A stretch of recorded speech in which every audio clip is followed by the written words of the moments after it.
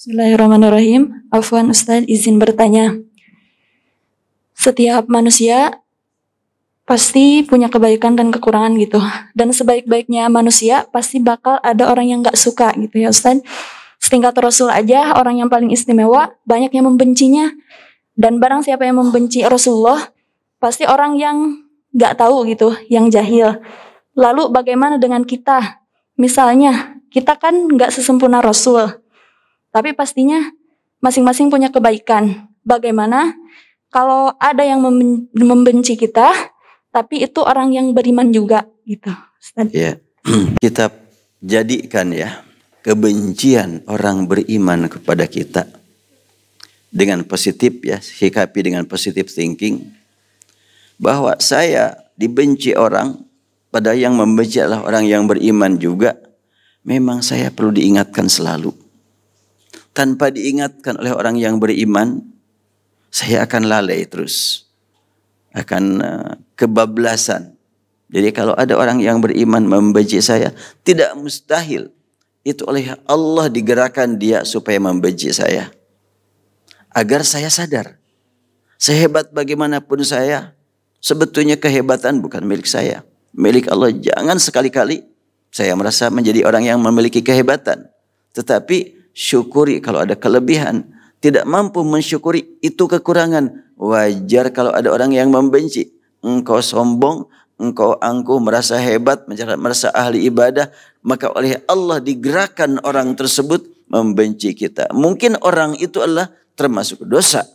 Karena membenci tanpa bukti. Maka kita syukuri kepada Allah Subhanahu wa ta'ala. Terima kasih kepada orang yang membenci. Ya Allah ampuni dia. Dia sudah menyadarkan aku. Dengan kebencian dia kepada saya, ampuni dia ya Allah. Sebagai bukti terima kasih kita kepadanya, maka kita mohonkan ampun buat dia. Itu sedekah kita buat dia. Insya Allah, yakin Allah yang akan mempertemukan kalbu kita dengan kalbu dia. Kalau kita berjuang agar bagaimana supaya dia berhenti dari kebencian tersebut, kita berbuat segala hal. Kalau Allah tidak menghendaki, tidak akan berubah. Lau allafta baina ma apa? Lau allafta bainahum ma allafta baina apa ayatnya itu? Lau anfaqta ma fil ardi jami'an ma allafta bainahum walakin Allah allafa bainahum, kan gitu ya. Jadi kau curahkan segala kemampuan sampai menghabiskan semua harta sebumi, sedunia untuk mendamaikan orang, enggak akan mampu. Apalagi cuma kemampuan kita yang sangat terbatas ya. Gimana bunyinya? Lau anfaqta ma fil ardi jami'an. Ada yang hafal? Silakan bacakan. Saya sering lupa sekarang itu ya. Memang dulu sering tidak ingat. Sekarang sering lupa. Lau anfaqta ma fil ardi jami'an. Surat Al-Anfal. Nah, di sini juga sekali. Wa in yuridu ay yakhda'uka fa inna hasbakallahu walladzi ayyadaka binasri wa bil mu'minin wa allafa baina qulubihim law anfaqta ma fil ardi jami'an ma allafta baina qulubihim walakinnallaha allafa bainahum innahu azizun hakim. Surat Al-Anfal ayat 2 ayat 62 dan 63 ya. Bila mereka ingin menipu kamu karena kebencian mereka ya, maka cukuplah engkau bersikap dengan Allah yang mencukupi aku. Allah yang menjaga aku. Allah yang memelihara aku. Allah yang menciptakan saya dan menciptakan dia. Dia membenci saya. Rasanya saya salah apa ya sama dia? Kok dia tiba-tiba membenci saya? Allah mengingatkan kita melalui orang tersebut. Bahwa kita itulah bukan orang yang hebat. Semuanya manusia punya kelemahan. Apabila ada kelebihan, syukuri. Dan bila tidak disyukuri, maka kelebihan menjadi kelemahan. Ya. Orang diberi harta banyak. Tapi tidak bersyukur atas hartanya. Dia lebih hina daripada orang yang tidak punya harta.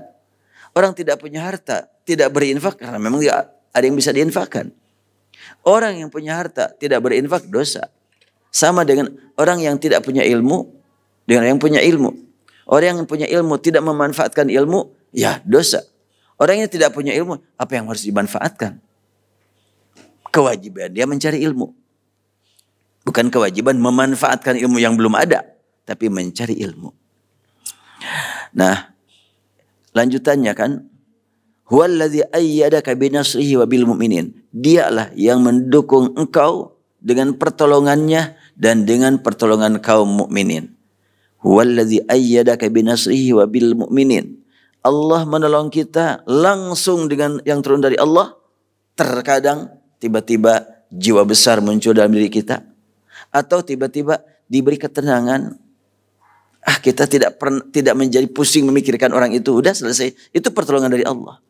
Atau kita langsung dihibur dengan sekian banyak mukminin. Sedang dalam keadaan bimbang, gelisah, ketemu dengan mukmin, hilang rasa bimbang gelisah. Itu adalah Allah berikan pertolongan kepada kita dengan hadirnya orang mukminin. Lalu ayat berikutnya, ayat 63, wa allafa baina qulubihim, dan Allah yang mempertemukan kalbu mereka sehingga begitu akrab, sayang, menyayangi, cinta, mencintai. Allah yang mempertemukan. Ini pengalaman pribadinya, riwayatnya sahihnya. Iya, kalau pengalaman pribadi ya. Saya dulu waktu sedang di SMP kelas 2, ada anak SMP kelas 1, anak pejabat, nyombongnya, angkuhnya, dan betul-betul sering menyakitkan saya dengan tangan, dengan mukul, dengan apa. Ini orang kenapa gitu. Akhirnya saya tidak bisa berbuat apa-apa. Langsung saya mengadu kepada ayah rahimahullah. Ayah saya langsung menyuruh, besok hari Kamis saum, nih baca doa. Ya, jadi kan baca doa lagi ibadah saum ya.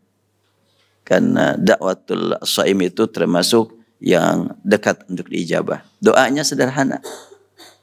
Entah karangan ayah saya, entah dari mana. Allahumma a'izzani fi aini. Ya Allah, muliakan aku di hadapan mata si dia. Gitu. Sebutkan. Allahumma a'izzani, ya Allah muliakan aku fi aini. Fi aini, sebutkan namanya. Saya sudah gitu aja. Waktu saum, Allahumma a'izzani fi aini fulan. Allahumma a'izzani fi aini. Pas beberapa waktu kemudian, saya ya biasa sekolah lagi, orang itu berubah total. Datang senyum-senyum, yuk jajan yuk. Kok narawain jajan lagi? Ya, orang yang gak punya uang ditawarin jajan senang sekali. Akhirnya dia, betul, saya semakin yakin kepada Allah. Jadi fa inna hasbakallah huwallazi ayyadaka binasri wa bil mu'minin. Itu jelas sekali. Sederhana, ayah saya ngasih doa, Allahumma a'izzani fi aini. Sebutkan, ain itu kan mata ya. Ya Allah muliakan aku di hadapan dia. Tiba-tiba berubah. Boleh diikuti. Sederhana itu ya. Yang paling penting betul-betul yakin kepada Allah dan kita taqarrub kepadanya. Wa allafa baina qulubihim, jelas sekali dialah yang mempertemukan kalbu mereka. Lau anfaqta ma fil ardi jami'an. Kalau engkau menafkahkan, menyalurkan, mengeluarkan harta, semua harta yang ada di muka bumi, gak mungkin ada kan?